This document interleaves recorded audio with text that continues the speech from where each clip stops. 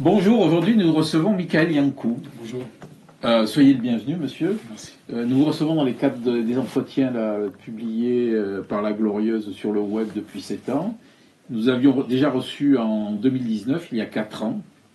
Donc vous êtes un éminent membre de la communauté juive, directeur depuis 2000 de l'Institut Maïmonide. Voilà. Donc vous vous occupez vous faites des conférences, vous vulgarisez, vous dépassionnez les débats, vous organisez des salons du livre, vous écrivez des bouquins sur Montpellier, les Juifs, en Terre d'Oc, entre autres. Autre chose pour vous présenter? Délégué régional du comité français pour Yad Vashem. D'accord. Je m'occupe effectivement de la remise de médailles des justes, de participation à des cérémonies mémorielles, tout un travail un devoir de mémoire et d'histoire de la Shoah. D'accord. Ok, donc avant de passer aux questions, là on va présenter le numéro 1059. Donc voilà, il vient de sortir. Michael Delafosse au miroir de l'immobilier. Ensuite, un article sur la TAM qui cherche des candidats kamikazes pour piloter la gratuité. Bustram, la facture à 95 millions d'euros. Comédie place des grands ormes. Lernoux, Rio, clash à l'expo de peinture. Et un article auquel vous avez contribué qui s'appelle Multiplication des actes en France, il est partout, l'antisémitisme. Donc Michael, comment s'est déroulé le salon du livre que vous organisez ce week-end? Bien, il s'est bien passé. Il avait lieu à la salle des rencontres de l'Hôtel de Ville. On a eu beaucoup de monde, des auteurs prestigieux, comment dirais-je, il y avait de l'éclectisme, effectivement. On a reçu notamment Pierre Assouline pour son livre Le Nageur sur la triste destinée d'Alfred Nakache, qui est bien connu dans notre région, puisque il est de Toulouse, il est décédé à Cerbère et il a été inhumé au cimetière Sétois. On a également reçu François Heilbronn, Ariane Bois, Vincent Payon, l'ancien ministre, qui a sorti un livre où il traite de destinée juive, comme Joseph Salvador, Claude Askolovitch, le journaliste et écrivain Claude Askolovitch. Donc c'était un bon cru, c'est un salon du livre qui est récent, qui est organisé par l'association Sepharim et l'Institut Maïmonide Averroès Tomanaka. Et c'est un salon du livre généraliste ou... Non. Il faut effectivement que les ouvrages traitent de près ou de loin du judaïsme, d'Israël, de tout ce qui touche au monde hébraïque. Alors revenons à la manif du 12 novembre à Montpellier. Est-ce qu'on peut parler de succès ou d'échec? J'ai pas les chiffres. Il me semble qu'il y avait... Il y avait à peu près 1500-2000 personnes sur la place de la Comédie. Alors on veut toujours qu'il y ait plus, mais il me semble qu'il y avait quand même... il y avait beaucoup de gens que je connaissais pas. Donc déjà, c'est bon signe. C'était pas un entre-soi. Peut-être qu'il y aurait pu y avoir plus de jeunes, mais il me semble que de nombreuses personnes étaient présentes, des personnalités, des gens de la rue qui voulaient témoigner de leur préoccupation quant au renouveau judéophobe, quant à une nouvelle vague antisémite qui se manifeste. Il y avait des personnalités présentes, des sénateurs, des députés, Madame Mandrou, Michael Delafosse, qui a fait un beau discours, tout comme le préfet de l'Hérault. Donc il me semble que c'était un succès. Maintenant, on peut toujours chipoter, se dire il y aurait dû avoir plus. Évidemment, on aimerait toujours qu'il y ait plus de monde, mais je pense qu'il y a une prise de conscience qui s'est faite jour sur le fait que quand on s'en prend à un juif, on s'en prend à la République. Et aujourd'hui, l'antisémitisme crescendo, il y a matière à être inquiet pour la France dans les années à venir. On parle entre vous et Michael Delafosse d'histoire d'amour. Histoire d'amour, non. Mais histoire de prénom déjà, mais histoire d'amour. Je l'ai connu quand il était effectivement le petit dernier sous Georges Frêche. Georges Frêche lui prédisait un grand avenir. Et il voulait qu'il soit maire, et c'est le cas. Alors sans rentrer dans la politique politicienne, j'ai beaucoup d'admiration pour lui, parce qu'il est jeune, brillant, c'est un historien comme moi, on a presque le même âge, et c'est un garçon bienveillant. Voilà, donc j'ai pour lui beaucoup d'admiration. Vous n'êtes pas gêné que dans sa majorité, des communistes aux écolos, hormis le PS, je dis bien, hein, tous ont dit que le Hamas n'était pas un groupe terroriste et ils manifestent tous pour la Palestine les samedis en ce moment à Montpellier. Qu'il y ait à gauche une solidarité pour la cause palestinienne, ça peut s'entendre. Le peuple palestinien souffre et on se rend compte aujourd'hui en grande partie à cause du Hamas. En tout cas, Mickaël Delafosse a toujours été très clair vis-à-vis effectivement de cet acte terroriste, de ce probablement crime contre l'humanité. Il faudra le préciser, mais on se dirige vers ce genre d'atrocité. Et il s'est, comment dirais-je, positionné de manière forte, de manière claire, comme Manuel Valls, comme d'autres gens du Parti socialiste, ce qui n'a pas été le cas d'un Jean-Luc Mélenchon, de cette tendance d'extrême gauche. Donc il n'en a que plus de mérite, mais ça ne m'étonne pas. Moi je parlais du conseil municipal. Le conseil municipal, je ne voudrais pas trop m'exprimer, c'est pas ma tasse de thé, tout ce qui est politique politicienne, mais effectivement, lui, en tout cas, a une position très claire. Il l'a manifesté lors de ses prises de parole. Il a mis le drapeau d'Israël en berne sur l'Opéra Comédie. Et sur le devant de l'hôtel de ville, on peut voir le visage des otages israéliens du Hamas. Comment faites-vous face aux Palestiniens, enfin aux personnes qui soutiennent les Palestiniens, qui se mobilisent régulièrement et en plus grand nombre? Alors on peut être solidaire de la cause palestinienne sans verser dans le radicalisme. On peut être modéré. Je connaissais un universitaire montpellierin, Philippe Domas, qui est un pro-palestinien, mais modéré, qui n'appelle pas à la création de l'État d'Israël, mais d'autres tendances. Et il y a eu d'ailleurs des dérapages lors des 2 dernières manifestations. C'est un soutien radical qui appelle à une Palestine libérée de la présence juive, de la présence sioniste. Donc là, on est véritablement en face de positions extrêmes, d'extrémisme. Il n'y a pas de dialogue, on ne peut pas discuter avec ce genre de personnes. Enfin, en tout cas, la plupart des gens qui appellent à ces rassemblements. Évidemment qu'on veut tous la paix, dans l'absolu, on aimerait une solution à 2 États. Malheureusement, il n'y a pas d'interlocuteur possible. Et ici et là, on s'est rendu compte que de nombreuses manifestations pro-palestiniennes, si encore une fois on peut entendre qu'il y ait une cause à défendre, basculent trop fréquemment dans la haine, dans la stigmatisation, dans la diabolisation d'Israël, qui est quand même encore aujourd'hui la seule démocratie du Proche-Orient. Montpellier paraît protégé contre la haine des Juifs. C'est dû à sa taille, son histoire. Qu'est-ce qui explique cette tolérance? C'est dû à beaucoup de facteurs, peut-être le fait que ce soit une ville de culture, une ville universitaire, une ville d'ouverture, une ville cosmopolite, une ville du vivre ensemble. Les différents maires qui se sont succédés l'ont toujours réaffirmé. Le fait aussi que la communauté est petite, ça joue évidemment, puisqu'on a surtout des actes antisémites dans les grandes villes françaises. Voilà, je pense que ce qu'on peut trouver dans ce que je viens de dire, des raisons qui montrent effectivement que la judéophobie, que la plus vieille haine de l'histoire, Dieu merci, ne trouve pas un écho trop grand dans notre ville. Alors, un de vos invités là au salon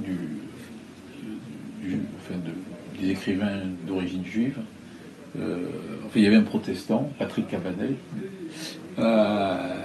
qui a publié un livre sur les affinités électives des protestants et des juifs.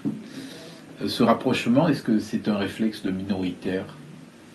Oui, c'est le fait d'être minoritaire, le fait de résister, suite à l'appel du pasteur Bugner pendant la Shoah, de nombreux frères cadets protestants ont tendu la main aux juifs persécutés, ostracisés par le régime de l'État français de Vichy et ont caché des juifs. Et il y a eu un pourcentage élevé de sauvetage, alors que les protestants, pendant la Seconde Guerre mondiale, ne représentaient que 2% de la population. Donc, peut-être avait-il dans le rétroviseur de l'histoire les souffrances endurées lors des guerres de religion par leurs frères aînés catholiques. En tout cas, on a pu parler de Cévennes terre de refuge, pour paraphraser du reste l'historien Patrick Cabanel. Et régulièrement, nous montons dans l'arrière-pays, dans les Cévennes, protectrices, dans la Vaunage, entre Montpellier et Nîmes, pour remettre le diplôme et la médaille de Juste parmi les nations.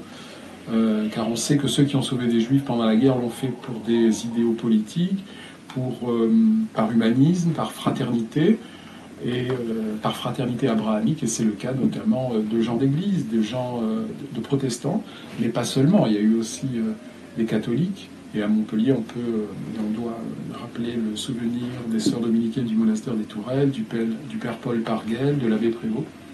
Mais évidemment, il y a beaucoup de justes dans notre région, les Cévennes notamment, à partir de Ganges. Et au-delà, il y a eu un nombre conséquent de juifs cachés par les protestants. Sans doute le fait d'être minoritaire, le mot d'ordre des protestants, c'est résister. Donc ceci explique sans doute cela.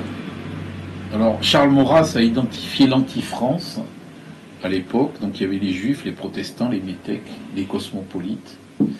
Est-ce qu'aujourd'hui on assiste à un glissement de ces haines ? Alors, l'antisémitisme, on l'a très fréquemment identifié à l'extrême droite. Aujourd'hui, on se rend compte que l'antisémitisme s'exprime à l'extrême gauche, au travers d'Israël. Il y a toujours eu de l'antisémitisme à gauche, bien évidemment, parce que la judéophobie transcende effectivement les partis politiques, les positionnements politiques, les couches sociales, les milieux. C'est une vieille haine qui s'est exprimée, qui continue de s'exprimer sur les terres d'héritage chrétien et musulman, les religions filles qui se sont affirmées au détriment de la religion mère. Et là, effectivement, on se rend compte que, à travers la haine d'Israël, à travers l'antisionisme, c'est en fait la détestation du juif, la haine du juif qui s'exprime. Et on l'a vu le 7 octobre. C'était le juif qui était cherché. Le grand poète palestinien Mahmoud Darwish disait qu'il y avait une proximité vis-à-vis de la cause palestinienne en Europe parce que ce sont des juifs en face. Si la Palestine était en guerre contre le Pakistan, ça n'aurait pas autant d'écho. Donc on peut affirmer, et d'ailleurs Georges Frêche, avec sa grosse personnalité, l'affirmer, il y a l'épaisseur d'une feuille de papier à cigarette entre l'antisionisme et l'antisémitisme. Alors, suite aux tragiques événements qu'a subi Israël, le Hamas n'a-t-il pas profité des difficultés du Premier ministre Netanyahou, qui a été poursuivi pour corruption, qui a fait l'objet d'importantes manifestations et qui était prisonnier de partis ultra-religieux? Oui, c'est ce qu'on dit, effectivement. Pourtant, les services de renseignement, le célèbre Mossad avait prévenu les autorités israéliennes d'une imminence d'une attaque. Mais il y aura des commissions d'enquête, vraisemblablement que le gouvernement Netanyahou tombera. Ça fait longtemps qu'il est au pouvoir et en démocratie, il faut qu'il y ait une alternance. Ça ne peut être que bénéfique. Et votre regard sur les colons là, en Cisjordanie Alors j'ai toujours du mal avec ce terme parce que ces colons peuvent dire mes ancêtres les Hébreux puisqu'on est en Judée-Samarie. Mais oui, effectivement. Ils chassent, ils tuent, enfin bon... Oui, mais dans le monde israélien, il y a aussi des extrémistes, bien évidemment. C'est pas du tout mon positionnement. Moi, j'ai toujours été un homme de gauche. Donc en Israël, je ne verserai pas dans ce parti pris, dans ce positionnement-là. Il y a deux peuples qui sont condamnés à s'entendre, à partager cette terre. Ces deux peuples légitimes, quand on regarde effectivement effectivement les divers siècles d'affirmation de ces peuples. Donc effectivement, leurs actes sont à condamner. Il y a de l'extrémisme partout, évidemment. Mais à la rigueur, si on se met à leur place, ils estiment, à tort ou à raison, que le peuple juif est apparu un jour dans l'histoire de l'humanité, en Judée-Samarie, le royaume de Judée, le royaume d'Israël. Et les Palestiniens sont là aussi du côté de Gaza, c'est les descendants des Philistins. Donc il faut partager la maison. Et à ce terme de colon, j'ai toujours du mal, parce que quand on compte les siècles de présence juive sur cette terre, c'est 12 siècles, en mettant de côté le 20e. Donc les juifs sont légitimes, mais évidemment, dans l'optique d'une solution à deux États, ils sont considérés comme colons, c'est le terme utilisé par les médias. Donc, est-ce que vous prévoyez des actions pour amener la sérénité nécessaire à Montpellier? Alors moi, au niveau de l'Institut Maïmonide ou d'Yad Vashem, c'est pas ma mission. À l'Institut, on essaye de montrer la singularité, l'unicité, du peuple à la loi mosaïque. Donc ça passe par des conférences, des rencontres, des tables rondes. On a reçu récemment Frédéric Ancel pour parler justement du Proche-Orient, de la situation actuelle. On essaye de dépassionner les débats et on fait venir toujours des gens progressistes. Donc, et au niveau d'Yad Vashem, c'est quelque chose de mémoriel. Est-ce que les réseaux sociaux sont pas un peu en cause dans ce développement d'antisémitisme? Ah oui, avec TikTok, par exemple, une propagation du virus antisémite. Les jeunes sont de moins en moins éduqués, versés sur le conflit proche-oriental. Ils sont bien incapables de mettre sur une carte Jenin, Naplouse, Tel Aviv, Jérusalem. Et il y a une méconnaissance totale de l'histoire du Proche-Orient, de la géopolitique du Proche-Orient. La plupart ne sont jamais allés ni à Gaza, ni à Tel Aviv. Donc c'est viral, oui. Est-ce qu'en Occitanie, il y a eu des événements antisémites? Il faudrait demander aux responsables, à la sécurité, à la police. Vous avez eu des échos? À ma connaissance, non. Peut-être quelques croix gammées ou quelques slogans Palestine vaincra. On ne peut pas dire que ce soit de l'antisémitisme, ça d'ailleurs. Mais à ma connaissance, non. Est-ce que vous pensez que les politiques aujourd'hui sont décidés de prendre à bras le corps ce problème en Palestine, où la situation va continuer à pourrir comme elle pourrit depuis 40 ans? Oui, elle pourrit parce que cette importation du conflit proche-oriental, c'est too much. C'est trop. On n'a pas, avec le triste conflit ukrainien, des manifestations régulières pour ou contre la Russie, pour ou contre l'Ukraine. Quand il y a eu le massacre des Rohingyas, rien. Place de la République, il n'y avait rien. Le massacre des Tchétchènes, rien. Mais quand... Pourquoi? Parce que c'est entre musulmans. Mais quand, effectivement, on a affaire quelque part, de manière sournoise, à une guerre de religion, là, il y a au-delà du triste conflit israélo-palestinien, il y a la haine du juif qui s'exprime. On aurait pu penser qu'avec les atrocités du 7 octobre, rendez-vous compte, c'est le plus grand massacre de juifs depuis la Shoah, il y aurait eu un affaiblissement de l'antisémitisme. Non. Dans les universités américaines, on appelle au meurtre du juif, à la haine du juif, pas la haine de l'israélien, du juif. Donc, je pense que ce conflit a un écho trop grand de par le monde. Israël devient le juif des nations, alors que maladroitement, il essaye de survivre dans un environnement hostile, sur la terre de ses ancêtres. Tout n'est pas parfait. Israël a commis des erreurs, mais Israël est dans son bon droit. Mais il y a un refus d'une présence juive sur cette terre. C'est Dar al-Islam, il ne doit pas y avoir autre chose qu'une entité arabo-musulmane. Et qu'est-ce qu'il faut faire pour faire avancer ce dossier alors? Il faut qu'il y ait des hommes de paix. On a eu Yitzhak Rabin, malheureusement il a été assassiné. Arafat qui était coquin mais qui avait un peu évolué et qui mettait en garde d'ailleurs sur le danger du Hamas. Il faut qu'il y ait des gens comme ça.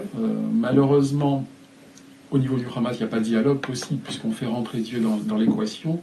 À partir du moment où Dieu dit ci, dit ça, le dialogue est terminé. Avec l'autorité palestinienne, peut-être un peu plus, mais c'est un nonagénaire dont les faits d'armes, une thèse de doctorat sur négationniste qui nie l'existence des chambres à gaz. Donc Israël n'a pas d'interlocuteur.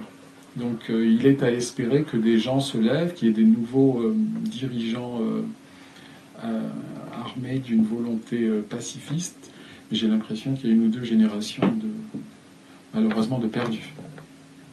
Donc c'est pas... C'est pas de mal à veille, non. Vous ne voyez pas d'issue positive à ce dossier? Pas dans l'immédiat, non. Alors, je vais recevoir dans 15 jours José Luis Moragues, du BDS. Alors, c'est une association qui est pour le boycott d'Israël. Est-ce que vous avez une question? Illégal. Comment? Qui est illégal.